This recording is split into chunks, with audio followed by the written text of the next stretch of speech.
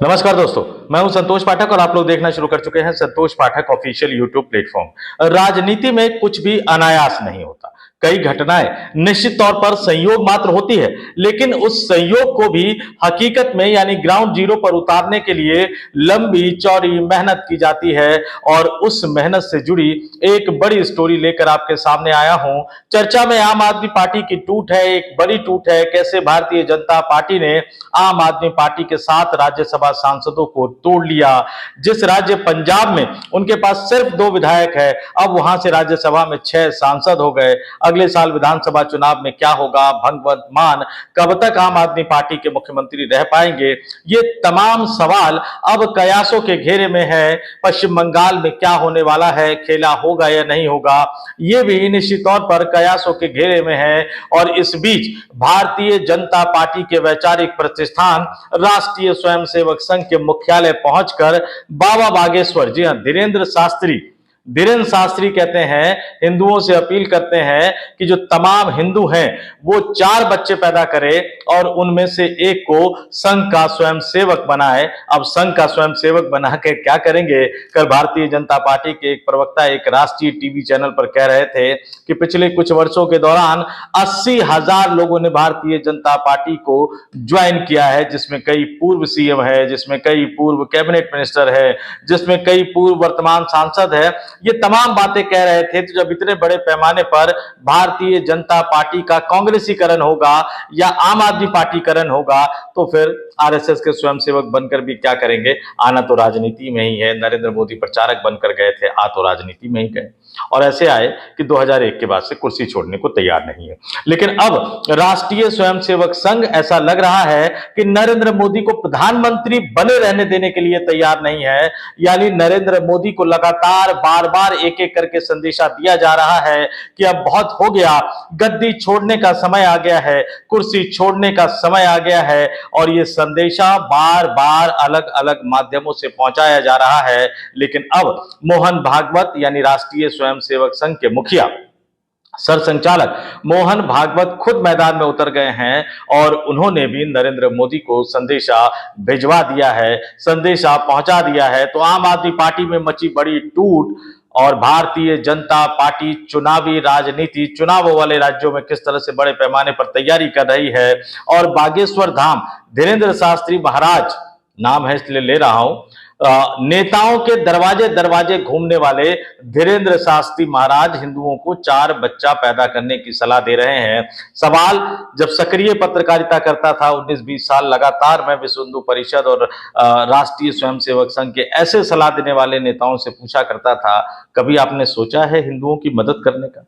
कभी आपने सोचा है कि 2 या 3 बच्चों को पढ़ाने में उनकी पढ़ाई लिखाई दवाई में कितना खर्च हो जाता है? और जब जब आपकी सरकार आती है तो महंगाई तो बिल्कुल बुलेट ट्रेन की तरह भागती है। बुलेट ट्रेन आए ना आए, लेकिन महंगाई बुलेट ट्रेन की तरह भागती है। हवाई चप्पल पहनने वाला हवाई जहाज में सफर कर पाए या ना पाए, लेकिन महंगाई हवाई जहाज से भी ज्यादा स्पीड से भागती है।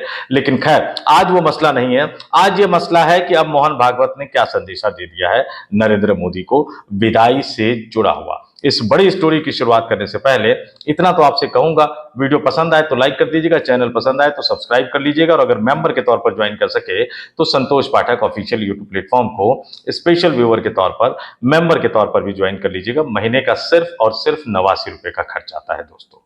पिछले कुछ दिनों के दौरान भारतीय जनता पार्टी और राष्ट्रीय स्वयंसेवक संघ से जुड़े कुछ नेता बहुत ज्यादा चर्चा में रहे हैं। शुरुआत मुरली मनोहर जोशी से करूंगा। मुरली मनोहर जोशी के उस बयान ने मोदी के पूरे इकोसिस्टम और जो मायाजाल भ्रमजाल उन्होंने फैला रखा था उसको एक तरह से तोड़ दिया, जब उन्होंने ये कहा कि भारत आज की तारीख में विश्व गुरु नहीं है, लेकिन एक जमाने में वो विश्व गुरु था। और उसके बाद जर्मनी पहुंचे राजनाथ सिंह ने यह बता दिया कि हमने ईरान अमेरिका की लड़ाई में मध्यस्थता करने की कोशिश की, जबकि इससे पहले मोदी के खास विदेश मंत्री एस जयशंकर सर्वदलीय बैठक में कह चुके थे कि भारत पाकिस्तान जैसा दलाल देश नहीं है, जब उनसे विपक्षी सांसदों से पाकिस्तान के मध्यस्थता करने के बारे में पूछा था। तो पहले मुरली मनोहर जोशी ने साहब की पोल खोली, यानी नरेंद्र मोदी की। फिर राजनाथ सिंह ने मोदी सरकार के पूरे वर्जन पर उनकी नीति जो घोषित रूप से उन्होंने कहा था उसको एक तरह से उल्टा टांग दिया, मोदी की वैश्विक छवि पर एक बड़ा गहरा सवाल खड़ा कर दिया। और उसके बाद आप एक एक संदर्भों को गौर कीजिएगा। अमेरिका की धरती पर पहुंचे राष्ट्रीय स्वयंसेवक संघ के एक जमाने में प्रवक्ता रहे, राष्ट्रीय स्वयंसेवक संघ की राष्ट्रीय कार्यकारिणी के सदस्य, एक जमाने में भारतीय जनता पार्टी के राष्ट्रीय महासचिव रहे, जम्मू कश्मीर में पीडीपी के साथ मिलकर सरकार बनवाने में अहम कामयाबी हासिल करने वाले राम माधव। अमेरिका की धरती पर राम माधव ने कह दिया कि देखिए हमने तो रूस से तेल खरीदना बंद किया, ईरान से तेल खरीदना बंद किया, 50% टैरिफ लगाया आपने, फिर भी कुछ नहीं कहा, 18% आपने उसको घटा के किया, वो भी गलत था, लेकिन उसके बावजूद भी हमने कुछ नहीं बोला।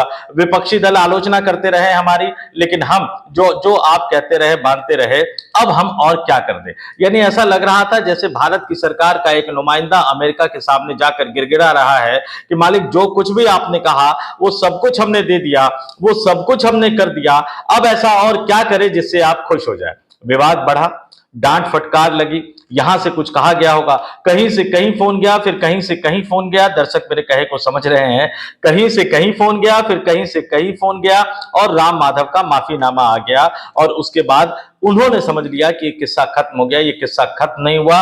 राम माधव का वो वीडियो बयान अब इस देश की जनता को, 146-47 करोड़ जनता को हमेशा ये याद दिलाता रहेगा कि इस देश में राष्ट्रवाद के नाम पर सरकार बनाने वाले, राष्ट्रवादी संगठन और विचारधारा से जुड़े होने का दावा करने वाले एक ऐसे प्रधानमंत्री भी हुए जो पूरी तरह से अमेरिका के सामने झुक गए, अमेरिका की सारी बातों को मानने लगे। और यह बात कोई संतोष पाठक नहीं कह रहा, विपक्षी राजनीतिक दल कहते हुए नजर आ रहे थे। इस बात को राम माधव ने खुद मैं फिर से दोहरा रहा हूं, खुद वैश्विक मंच पर स्वीकार कर लिया। इससे बड़ा कोई कबूलनामा हो नहीं सकता। आप एक एक करके समझिए, मोदी की जो छवि है उसको तोड़ने की कोशिश की जा रही है। मोदी को संदेशा दिया जा रहा है कि 75 वर्ष का नियम तो चलिए आपने नहीं माना, लेकिन अब बस बहुत हो गया, अब आपके विदाई की बेला आ गई है। थैला उठाना है, झोला उठाना है, ब्रीफकेस उठाना है, जो उठाना है आपको वो उठा लीजिए, लेकिन अब कम से कम प्रधानमंत्री की कुर्सी तो छोड़िए हुजूर। जोशी का बयान, राजनाथ सिंह का बयान, राम माधव का बयान, ये मोदी की जो छवि है उस छवि को तार तार कर रहा है, उस छवि को डेंट पहुंचा रहा है। लेकिन कहीं ना कहीं से गुजारिश की गई होगी, फिर राम माधव को मजबूर कर दिया गया कि भैया माफी मांग लो, अपने बयान से पलट जाओ। यहां यह भी ध्यान रखना है कि नितिन नवीन की नई टीम बननी है, उसमें क्या राम माधव को जगह दी जाएगी। लेकिन इन तमाम कयासों के बाद फिर खुद आरएसएस के मुखिया मोहन भागवत मैदान में उतर गए और मोदी को आईना दिखाते हुए नजर आए। मोदी के पूरे इकोसिस्टम को एक तरह से ध्वस्त करते हुए नजर आए राष्ट्रीय स्वयंसेवक संघ के मुखिया सरसंघचालक मोहन भागवत। अब जैसा कि मैंने बताया आपको कि राष्ट्रीय स्वयंसेवक संघ के नेता हो या आरएसएस के बैकग्राउंड से निकले वो नेता जो भारतीय जनता पार्टी में है, वो शब्दों का मकर जाल बुनना उनको बहुत अच्छी तरह से आता है। वो अपनी बात को जलेबी की तरह घुमाकर कहना भी उनको अच्छी तरह से आता है।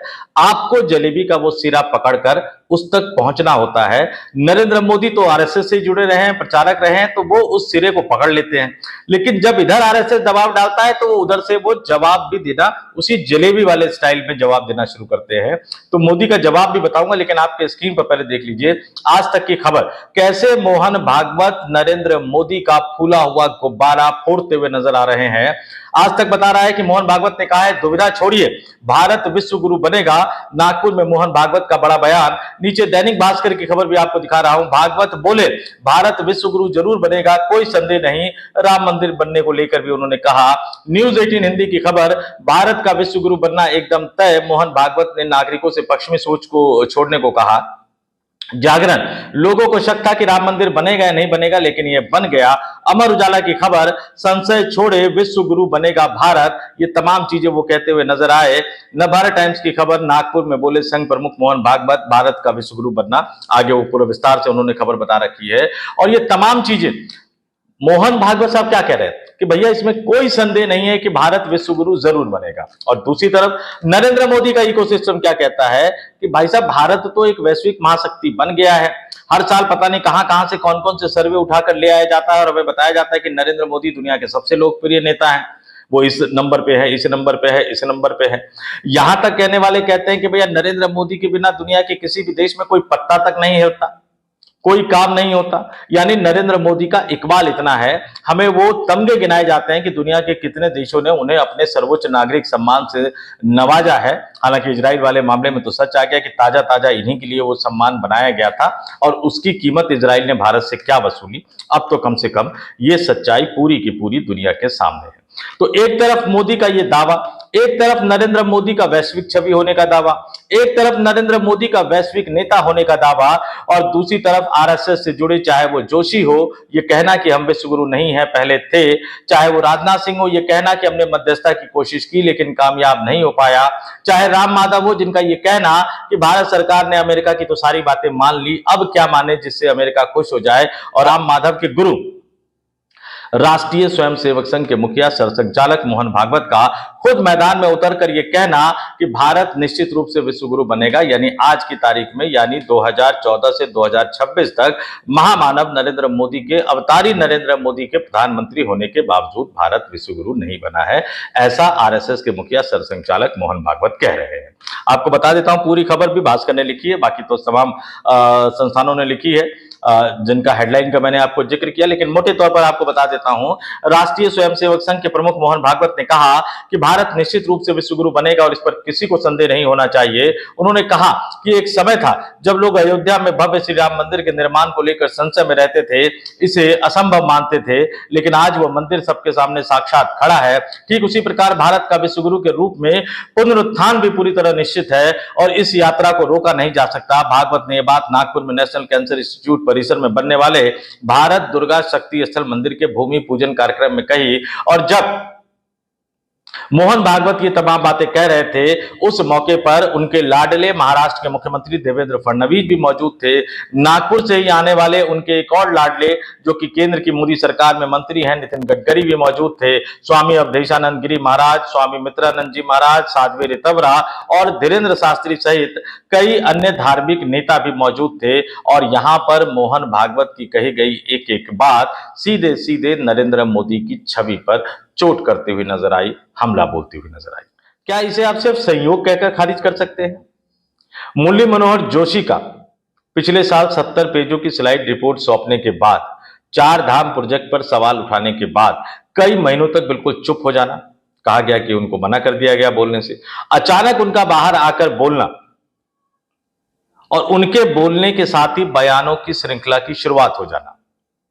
पहले उनका बोलना कि विश्वगुरु नहीं है, फिर भारत की धरती से बाहर जाकर जर्मनी में जाकर राजनाथ सिंह का पोल खोलना कि अपने मध्यस्थता की कोशिश की।